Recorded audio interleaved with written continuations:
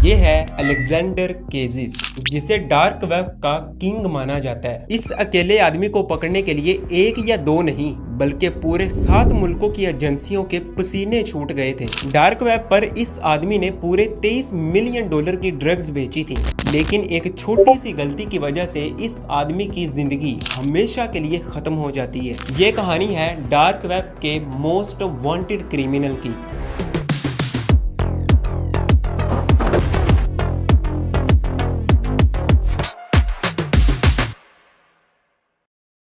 असल में इस कहानी की शुरुआत होती है 2010 से, जब शुरू में डार्क वेब बहुत तेजी से मशहूर हो रही थी। क्रिमिनल्स के लिए ऑनलाइन चीजों को बेचना बहुत आसान हो चुका था और लोग इन प्रोडक्ट्स को बाय करने के लिए पेमेंट बिटकॉइन में करते थे, क्योंकि अथॉरिटीज के लिए बिटकॉइन के इस पेमेंट को ट्रैक करना ऑलमोस्ट इम्पॉसिबल है और इसी वजह से डार्क वेब के ऊपर क्रिमिनल्स की आइडेंटिटी हाइड रहती है। 2011 के अंदर डार्क वेब के ऊपर सिल्क रोड के नाम से एक मार्केट प्लेस बनाई जाती है, जो कि आज तक की सबसे मशहूर डार्क मार्केट प्लेस मानी जाती है। इस प्लेटफॉर्म के थ्रू 1 लाख से ज्यादा लोग ड्रग्स खरीदते हैं, लेकिन सिर्फ 2 साल गुजरने के बाद इस वेबसाइट के ऑपरेटर को अरेस्ट कर लिया जाता है और उसे पूरी उम्र के लिए कैद की सजा सुनाई जाती है और उसी दिन से सिल्क रोड को भी बंद कर दिया जाता है। अथॉरिटीज को लगा था कि सिल्क रोड को बंद कर देने से क्रिमिनल्स की तादाद में कमी होगी, लेकिन होता इसका उल्टा है। सिल्क रोड के बंद हो जाने के बाद डार्क मार्केट्स की तादाद बहुत तेजी से बढ़ती है और रेवोल्यूशन के नाम से डार्क वेब के ऊपर एक और मार्केट प्लेस बनाई जाती है, जहाँ पर कुछ भी खरीदने के लिए लोग सबसे पहले एवोल्यूशन के अकाउंट में बिटकॉइन जमा करवाते थे और जैसे ही कस्टमर को सामान मिल जाता तब सेलर को पेमेंट रिलीज की जाती थी। लेकिन एक दिन इस वेबसाइट के ऑपरेटर्स लोगों का सारा पैसा चोरी कर लेते हैं और अपने इस प्लेटफॉर्म को बंद कर देते हैं, जिसे डार्क वेब की जुबान में एग्जिट स्कैम कहा जाता है। और इसी के बाद डार्क वेब पर बहुत अफरा तफरी शुरू हुई, कहीं स्कैम हो रहे थे, कहीं अरेस्ट, तो कहीं वेबसाइट बंद हो रही थी। तो फिर इसी वजह से एक ऐसे प्लेटफॉर्म की डिमांड शुरू होती है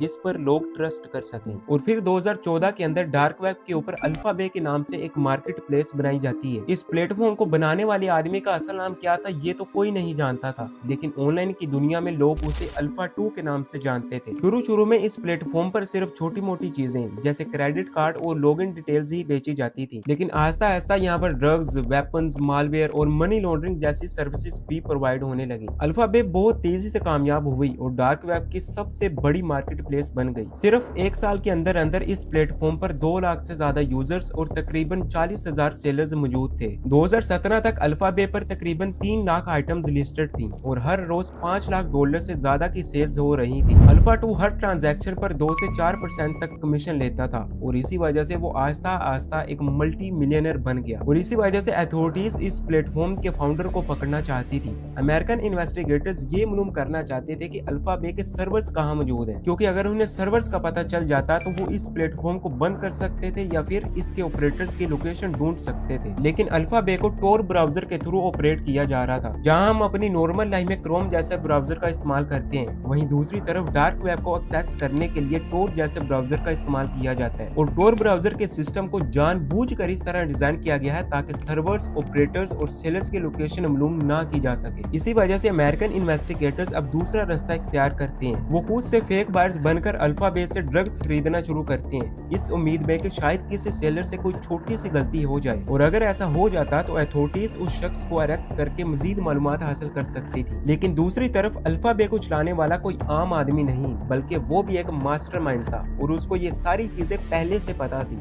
इसी वजह से वो हर कदम पर बहुत ही एहतियात कर रहा था और इसी वजह से अमेरिकन अथॉरिटीज अपने इस दूसरे रास्ते के अंदर भी नाकाम रहती हैं। उन्हें कोई सुराग नहीं मिलता और सारे इन्वेस्टिगेटर्स नाउमीद हो जाते हैं। और तभी दिसंबर 2016 का टाइम आता है। रॉबर्ट मिलर, जो कि DEA यानी अमेरिकन ड्रग इन्फोर्समेंट एजेंसी के लिए काम कर रहा था, वो कैलिफोर्निया के शहर फ्रेस्नो में अपने लैपटॉप के सामने बैठा होता है और तभी अचानक से उसे अपने लैपटॉप पर एक ईमेल रिसीव होती है। ये ईमेल किसकी तरफ से भेजी गई ये तो पता नहीं चल सका, लेकिन उस ईमेल के अंदर यह बताया गया था कि अल्फाबे को लॉन्च करते वक्त उसके फाउंडर यानी अल्फा 2 ने एक ऐसी गलती की थी जो उसके लिए बहुत ही तबाहकुन साबित हो सकती है। जब इस वेबसाइट को बनाया गया था तब हर नया यूजर इस पर रजिस्टर होने के बाद एक वेलकम ईमेल रिसीव करता था और इसी ईमेल के अंदर सेंडर का असल ईमेल एड्रेस भी नजर आ रहा था और वो ईमेल एड्रेस ये वाला था। अथॉरिटीज इस ईमेल की मदद से दोबारा इन्वेस्टिगेशन करना स्टार्ट करती हैं और उन्होंने 2008 और 2009 की कुछ पुरानी तस्वीरें ढूंढ निकाली जो कि एलेक्स नाम के शख्स ने skyrock.com नेम की वेबसाइट पर अपलोड की थी। इन्वेस्टिगेशन के दौरान उन्हें यह भी पता चलता है कि अल्फा 2 यूजर नेम पहले भी इंटरनेट पर इस्तेमाल हो चुका है। 2008 के अंदर इसी यूजर नेम के अकाउंट से एक पोस्ट की गई थी जिसके अंदर ये बताया गया था कि इमेज फाइल से वायरस को कैसे रिमूव किया जाता है, और इसी पोस्ट के नीचे अल्फा 2 का ईमेल एड्रेस और असल नेम भी लिखा था, अलेक्जेंडर केजिस। इसके बाद और ज्यादा रिसर्च करने से उन्हें इसका पेपल अकाउंट, लिंक्डइन प्रोफाइल और कंपनी की डिटेल्स मिली। फिर फेसबुक के जरिए पता चलता है कि इस शख्स की एक मंगेतर भी है जो कि बैंकॉक के कैपिटल थाईलैंड की रहने वाली थी, और इसी वजह से अथॉरिटीज को शक होने लगा कि शायद ये आदमी बैंकॉक के अंदर ही अपनी मंगेतर के साथ रहता होगा, और इसीलिए अब सारी नजरें जमी थी बैंकॉक के ऊपर। अमेरिकन अथॉरिटीज बैंकॉक की थाई अथॉरिटीज के साथ मिलकर अलेक्जेंडर के नेम पर मौजूद 3 प्रॉपर्टीज का पता कर लेती हैं। एक उसका घर जहां वो अपनी बीवी के साथ रहता था, दूसरा $3 मिलियन का घर बैंकॉक के बाहरी इलाके में था, और एक तीसरा विला वो साइप्रस के अंदर खरीदने वाला था। इन्वेस्टिगेटर्स उसकी हर हरकत पर नजर रख रहे थे, उसकी कार, रूट्स, डेली रूटीन और यहाँ तक कि उसके आईफोन को भी ट्रैक करना शुरू कर दिया था। जहाँ एक तरफ अमेरिकन और थाई अथॉरिटीज मिलकर अलेक्जेंडर की हर चीज को मॉनिटर कर रही थी, वहीं दूसरी तरफ यूरोपियन अथॉरिटीज डार्क वेब पर एक दूसरी सबसे बड़ी मार्केट प्लेस की इन्वेस्टिगेशन कर रही थी, हंसा मार्केट, जो कि अल्फाबेट जितनी ही बड़ी थी। और यूरोपियन अथॉरिटीज ने हंसा मार्केट के सर्वर्स भी ढूंढ लिए थे जो कि नीदरलैंड्स के एक डाटा सेंटर में मौजूद थे, और इस वेबसाइट को ऑपरेट करने वाले लोग जर्मनी के अंदर रहते थे। और बिटकॉइन जिसे प्रोडक्ट्स को बाय करने के लिए इस्तेमाल किया जाता था, उसकी लोकेशन लिथुनिया के अंदर जा मिली, और अब इसी वजह से डच और जर्मन की अथॉरिटीज लिथुनिया की अथॉरिटीज के साथ मिलकर सीधा एक्शन लेना चाहती थी। और तभी FBI यूरोपियन अथॉरिटीज को अपने उस प्लान के बारे में बताती हैं जिसमें वो अलेक्जेंडर केजिस को अरेस्ट करके अल्फाबे को बंद करने वाले थे। लेकिन FBI को यह कहा जाता है कि अल्फाबे को बंद करने से पहले जरूरी है कि हंसा मार्केट को अपने कंट्रोल में कर लिया जाए, क्योंकि डार्क वेब पर जब एक मार्केट प्लेस को बंद किया जाता है तो उस पर मौजूद सारे लोग किसी दूसरी मार्केट प्लेस पर शिफ्ट हो जाते हैं। तो इसलिए जब अल्फाबे को बंद किया जाएगा तो उस पर मौजूद सारे यूजर्स हंसा मार्केट पर शिफ्ट हो जाएंगे, जो कि पहले ही अथॉरिटीज के कंट्रोल में होगी। तो इसी तरह सारे क्रिमिनल्स एक जाल के अंदर फंस जाएंगे जिसको हनी ट्रैप कहा जाता है। और इसीलिए अब FBI,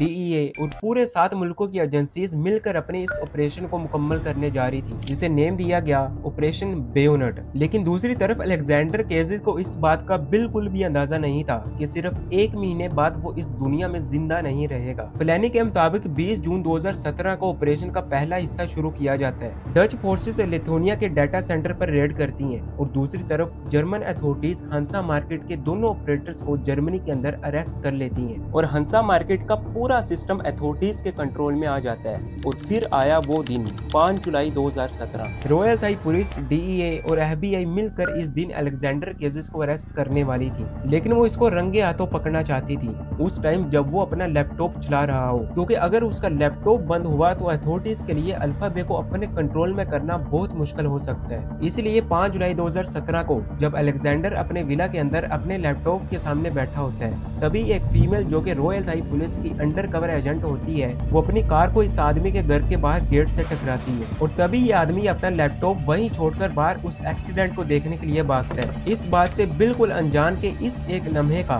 पूरे 7 मुल्कों की एजेंसीज पिछले कई सालों से इंतजार कर रही थी। जैसे ही वो बाहर आता है तभी अचानक से पुलिस उसको अपने कब्जे में ले लेती है। अथॉरिटीज फौरन उसके घर के अंदर दाखिल होती हैं और उसका लैपटॉप हासिल करती हैं, जो कि उस टाइम ऑन भी होता है। इन्वेस्टिगेशन के दौरान ये पता चलता है कि अलेक्जेंडर केजिस के पास $23 मिलियन की दौलत मौजूद थी, और अथॉरिटीज उसकी कार्स, प्रॉपर्टीज और क्रिप्टो करेंसी को जब्त कर लेती हैं। इसके बाद 12 जुलाई 2017 को अलेक्जेंडर केजिस हिरासत के अंदर ही सुसाइड कर लेता है। इसके साथ ही डार्क वेब की सबसे बड़ी मार्केट प्लेस अल्फाबे को बंद कर दिया जाता है, और जैसे ही अल्फाबे को बंद किया जाता है उसके सारे यूजर्स हंसा मार्केट की तरफ शिफ्ट हो जाती हैं, जो कि पहले से अथॉरिटीज के कंट्रोल में होती है। और अथॉरिटीज हंसा मार्केट पर आने जाने वाले हजारों यूजर्स और क्रिमिनल्स का डाटा जैम करती है। इसके बाद 20 जुलाई 2017 के दिन हंसा मार्केट को भी बंद कर दिया जाता है। इस तरह FBI, DEA और पूरे 7 मुल्कों की एजेंसीज मिलकर एक बहुत बड़े मिशन को कंप्लीट करती हैं, और उस दिन US डिपार्टमेंट ऑफ जस्टिस की तरफ से अल्फाबे और हंसा मार्केट के बंद होने का पब्लिकली ऐलान भी किया जाता है। Today, the Department of Justice announces the takedown of the dark web market Alpha Bay.